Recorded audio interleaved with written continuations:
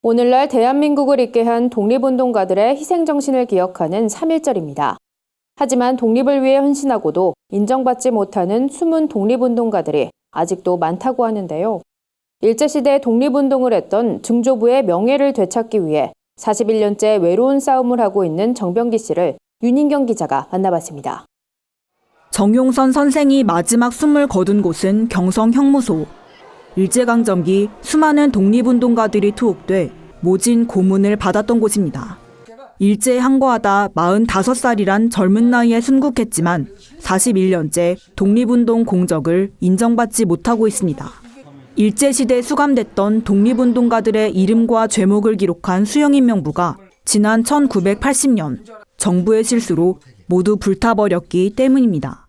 지난 정부들이 소각해놓고 후손들에게 이러이러한 자료를 찾아와라 이렇게 요구하는 것은 사실 사리에도 맞지 않지요.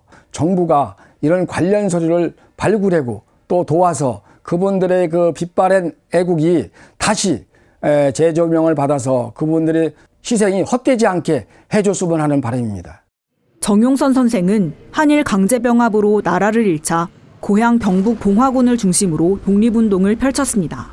특히 지역의 대표적인 독립운동 은신처였던 척곡교회에서 정용선 선생은 독립운동 자금을 모으는 일에 총책을 맡았습니다.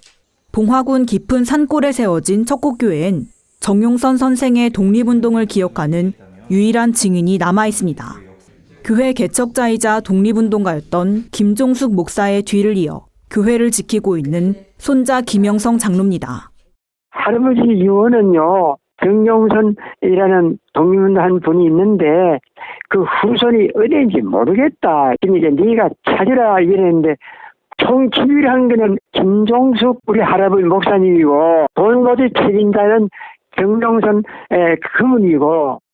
정병기 씨는 증조부가 독립투사였다는 사실을 밝히는데 도움이 되는 단서가 있는 곳이면 만사를 제쳐두고 달려갑니다. 41년 동안 모은 자료엔 정용선 선생의 애국 정신과 후손 정병기 씨의 애타는 노력이 고스란히 묻어 있습니다.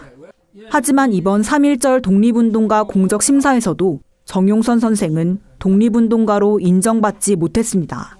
관계당국은 정용선 선생의 공적과 사망 사유에 대해 객관적인 입증 자료가 부족해 독립유공자로 선정할 수 없다는 원론적인 입장을 되풀이했습니다.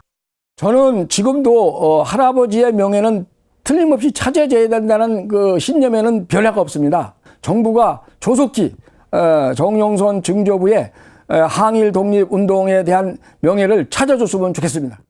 구티비 뉴스 윤인경입니다.